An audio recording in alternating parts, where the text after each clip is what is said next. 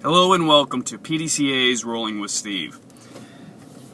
Remarkable presentation. First impressions. Another first impression or opportunity for first impression is your business card.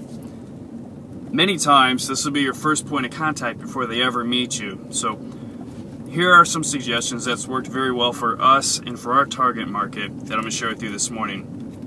First off, a business card has two sides.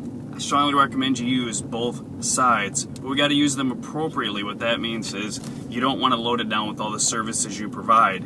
Instead, keep it clean and simple. On one side, all I have is our brand, just our logo. Strongly recommend you have a unique logo, a unique brand. Do not use clip art. If you do not have a strong brand or a logo, then I would recommend that you go ahead and hire a designer, $300 to $600, and you yourself could have a sharp logo. For us, that's all we put on the front. On the back, recommend that you put your USP, your unique selling proposition. There we go. And for the record, it's not in front of my face, it's only in front of the camera. So your unique selling proposition, your name, your position, your phone number, your email, your website, and your address. No other information is needed. Now, you see I have the QR code on there. I don't recommend that. Our next design cycle will be removing that.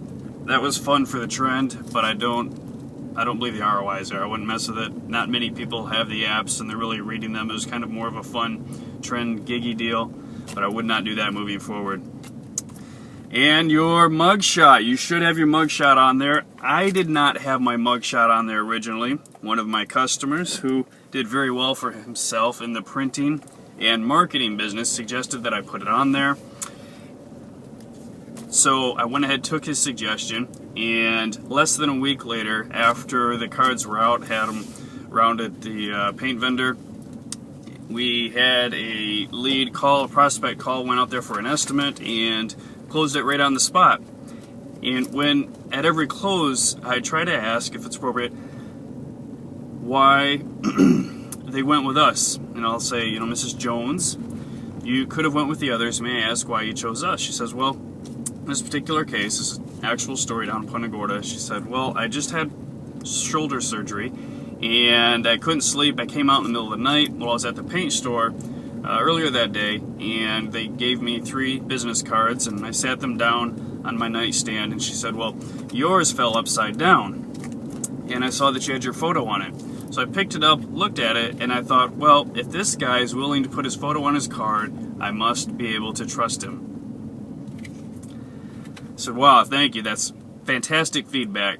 After I left that sale, I went ahead and called my customer who recommended that I put my face on his card, and I thanked him very much. We've left it on there, and we've seen other results since then. Keep your card clean, 2 sides. I like to use gloss. The tough thing with gloss is you can't write on. That's a downside with gloss. Keep them clean. Have a great brand on there, your logo.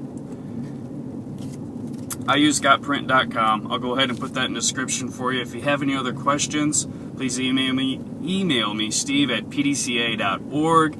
And if you're enjoying these videos, we'd like to hear your feedback. Please leave some comments in the YouTube comment section. But the big game changer here, like the guys, we were talking about the name tag, and the game changer really was a smiley face. Well, with the business card, the game changer is putting your mug on there. So I hope to see your mug on your business card, and I hope to see your mug in Reno at PDCA in March next year at the Expo. And until then, this is PDCA's Rolling with Steve.